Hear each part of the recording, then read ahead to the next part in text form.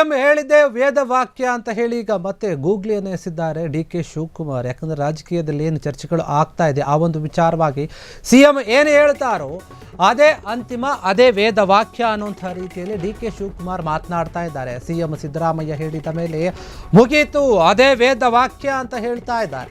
ಮೈಸೂರಿನಲ್ಲಿ ಸಿದ್ದರಾಮಯ್ಯ ಹೈಕಮಾಂಡ್ ನಿರ್ಧಾರವೇ ಅಂತಿಮ ಅಂತ ಹೇಳ್ತಾ ಇದ್ರು. ಆದರೆ ಈಗ ಡಿ.ಕೆ. ಶಿವಕುಮಾರ್ ಸಿಎಂ ಹೇಳಿದ ಮೇಲೆ ಮುಗೀತು, ಅದೇ ಒಂದು ಅಂತಿಮ ವಾಕ್ಯ ಅಂತ ಹೇಳಿ ಉತ್ತರ ಕೊಟ್ಟಿದ್ದಾರೆ. ಈ ವೇಳೆ ಯಾವಾಗ ಸಿಎಂ ಆಗ್ತೀರಿ ಅಂತ ಕೇಳಿದ್ದಕ್ಕೆ ಅವರು ಹೇಳ್ತಾರೆ ನೋಡಿ, ಡಿ.ಕೆ. ಶಿವಕುಮಾರ್ ಯಾವುದೇ ಒಂದು ಉತ್ತರವನ್ನು ಕೊಡದೆ ಮೌನವಾಗಿ ಸುಮ್ಮನೆ ಹೋಗ್ಬಿಟ್ರು, ಜಾರಕೊಂಡ್ಬಿಟ್ರು. ಕಾಂಗ್ರೆಸ್ನವರೇ ಕೈ ಶಾಸಕರ ಒಂದು ಖರೀದಿಗೆ ಮುಗಿಬಿದ್ದಿದ್ದಾರೆ ಎಂಬ ಆರೋಶಕ್ ಹೇಳಿಕೆ ಏನಿದೆ ಅದಕ್ಕೆ ಅವರು ಹೇಳುತ್ತಾರೆ, ಶಾಸಕರ ಖರೀದಿ ಸಂಸ್ಕೃತಿ ಬಿಜೆಪಿಯಲ್ಲಿದೆ ಹೊರತು ಕಾಂಗ್ರೆಸ್ನಲ್ಲ. ಸಿಎಂ ಆಗಬೇಕಾದರೆ ಎಷ್ಟು ಸಾವಿರ ಕೋಟಿ ರೂಪಾಯಿ ಕೊಡಬೇಕು, ಬಿಜೆಪಿಯವರೇ ಈ ಹಿಂದೆ ಹೇಳಿದ್ದಾರೆ. ಯಾಕಂದರೆ ಕೆಲವೊಂದು ವಿಚಾರ ರಾಜಕೀಯದಲ್ಲಿ ಹೊರಗೆ ಬರುತ್ತೆ. ವಿಧಾನಸಭೆಯಲ್ಲೂ ಸಹ ಎಷ್ಟೆಷ್ಟೋ ಕೋಟಿಯನ್ನು ಕೊಟ್ಟು ಶಾಸಕರ ಒಂದು ಖರೀದಿಯ ಬಗ್ಗೆ ದಾಖಲೆಗಳೇ ಬಂದ್ಬಿಟ್ಟಿದೆ. ಅವರು ಮಾಡ್ತಿದ್ದಂತಹ ಒಂದು ಪ್ರವೃತ್ತಿಯನ್ನು ನೆನಪಿಸಿಕೊಂಡಿದ್ದಾರೆ ಅಷ್ಟೇ ಅಂತ ಹೇಳಿ ಬಿಜೆಪಿ ವಿರುದ್ಧ ಕಿಡಿಕಾರಿದ್ದಾರೆ.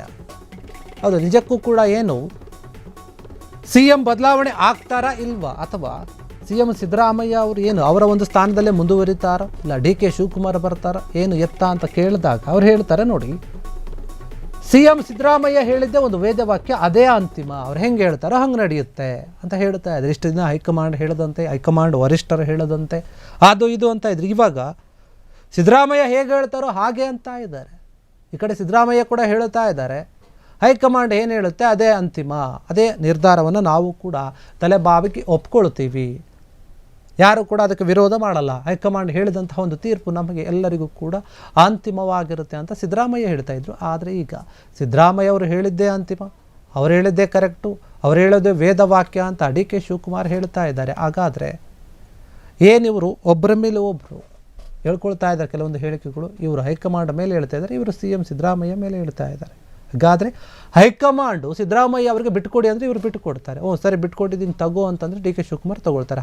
ಅಥವಾ ಇಲ್ಲ ನಾನೇ ಸಿಎಂ ಆಗಿರ್ತೀನಿ ಮುಂದಿನ ವರ್ಷಗಳು ಕೂಡ 2.5 ವರ್ಷ ಅಂತಂದರೆ ಡಿ.ಕೆ. ಶಿವಕುಮಾರ್ ಅವರು ಹ್ಞೂ ಅಂತ ಹೇಳಿ ಸುಮ್ಮನೆ ಆಗ್ಬಿಡ್ತಾರೆ. ಇಲ್ಲ, ಹ್ಞೂ ಅಂತ ಹೇಳಿ ಸುಮ್ಮನೆ ಆಗೋ ವ್ಯಕ್ತಿ ಆಗಿದ್ದರೆ ಯಾಕೆ ಬೇರೆ ಬೇರೆ ನಾಯಕರನ್ನು ಭೇಟಿ ಮಾಡಬೇಕಿತ್ತು, ಜೈಲಲ್ಲಿರೋರನ್ನ ಯಾಕೆ ಹೋಗಿ ಭೇಟಿ ಮಾಡಬೇಕಿತ್ತು, ಯಾಕೆ ಪೂಜೆಗಳನ್ನು ಮಾಡಿಸ್ಬೇಕಿತ್ತು, ಯಾಕೆ ದೇವಸ್ಥಾನಗಳನ್ನು ಸುತ್ತಬೇಕಿತ್ತು, ಯಾಕೆ ಡಿ.ಕೆ. ಶಿವಕುಮಾರ್ ಮಾರ್ಮಿಕವಾದಂತಹ ಮಾತುಗಳನ್ನು ಆಡಬೇಕಿತ್ತು, ಯಾಕೆ ದೆಹಲಿಗೆ ಹೋಗಬೇಕಿತ್ತು, ಅಲ್ಲಿನ ವರಿಷ್ಠರನ್ನ ಭೇಟಿ ಮಾಡುವಂತಹ ಒಂದು ಕೆಲಸವನ್ನು ಮಾಡಬೇಕಿತ್ತು. ಇಷ್ಟೆಲ್ಲ ಮಾಡುವಂತಹ ಅಗತ್ಯ ಇರಲೇ ಇಲ್ಲ, ಆರಾಮಾಗಿ ಮನೆಯಲ್ಲೇ ಕೂತ್ಕೊಳ್ತಾ ಇದ್ದರು. ಆದರೆ ಇಲ್ಲಿರುವಂತಹ ಒಂದು ಕ್ವಶನ್ ಏನು ಅಂತಂದರೆ, ಇಬ್ಬರಲ್ಲಿಯೂ ಕೂಡ ಏನೋ ಒಂದು ಲೆಕ್ಕಾಚಾರಗಳಿದೆ, ಆದರೆ ಅದನ್ನು ಬಿಟ್ಕೊಡ್ತಾ ಇಲ್ಲ ಅಷ್ಟೇ. ಹೊರಗಡೆ ಹೇಳ್ತಾ ಇದ್ದಾರೆ ಕೆಲವೊಂದು ವಿಚಾರ, ಆದರೆ ಒಳಗಿರುವಂತಹ ವಿಚಾರಗಳೇ ಬೇರೆ ಇದೆ. ಎಲ್ರಿಗೂ ಕೂಡ ಆಸೆ ಇರುತ್ತೆ ನಾನು ಸಿಎಂ ಆಗಬೇಕು ಅನ್ನೋದು. ಅದೇ ರೀತಿಯಾಗಿ ಡಿ.ಕೆ. ಶಿವಕುಮಾರ್ಗಿದೆ, ಇನ್ನು ಸಿಎಂ ಸಿದ್ದರಾಮಯ್ಯ ಅವರು ನಾನು ಮುಖ್ಯಮಂತ್ರಿಯಾಗಿದ್ದೀನಿ ಇದರಲ್ಲೇ ಮುಂದುವರಿಬೇಕು ಅನ್ನೋದು ಅವ್ರಿಗೂ ಕೂಡ ಇರುತ್ತೆ. ಅವರು ಕೂಡ ಅವರ ಆಸೆ ಹೇಳುತ್ತಾರೆ. ಹೀಗಾಗಿ ಎಲ್ಲೋ ಒಂದು ಕಡೆ ಈ ವಿಚಾರ ಹೈಕಮಾಂಡ್ಗೆ ಮಾತ್ರ ದೊಡ್ಡ ತಲೆನೋವಾಗಿದೆ. ಅವರು ಇದನ್ನು ಪರಿಹರಿಸೋಕೆ ಆಗ್ತಾ ಇಲ್ಲ, ಅಷ್ಟರ ಮಟ್ಟಿಗೆ ಮಧ್ಯದಲ್ಲಿ ಸಿಕ್ಕಾಕೊಂಡ್ಬಿಟ್ಟಿದ್ದಾರೆ.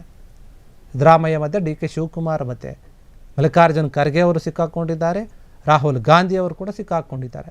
ಏನು ಮಾಡಬೇಕು ಏನು ತಗೋಬೇಕು ಅಂತ ಗೊತ್ತಿಲ್ಲ. ಆದರೆ ರಾಹುಲ್ ಗಾಂಧಿ ಹೇಳಿದ್ದಂತೂ ಇವರು ಕೇಳಲೇಬೇಕಾಗುತ್ತೆ, ಅದೇ ಅಂತಿಮ ಕೂಡ. ಹೀಗಾಗಿ ಸಿಎಂ ಸಿದ್ದರಾಮಯ್ಯ ಅವರು ಹೇಳಿದ ಮೇಲೆ ಮುಗೀತು ಅಂತ ಹೇಳಿ ಉತ್ತರ ಕೊಟ್ಬಿಟ್ಟಿದ್ದಾರೆ. ಡಿ.ಕೆ. ಶಿವಕುಮಾರ್ ಮಾತನಾಡಿದವರು ಹೇಳ್ತಾರೆ ನೋಡಿ, ಏನಿರುತ್ತೆ ಸಿದ್ದರಾಮಯ್ಯ ಏನು ಹೇಳ್ತಾರಲ್ಲ ಅವ್ರು ಹೇಳ್ದಂಗೆ ಆಗುತ್ತೆ ಅಂತ. ಮತ್ತು ಸಿಎಂ ಬಗ್ಗೆ ಹೇಳಿದ ಕೆಲವೊಂದು ವಿಚಾರವನ್ನು ಕೇಳಿದಾಗ ಅವರು ಸುಮ್ಮನೆ ಆಗಿದ್ದಾರೆ.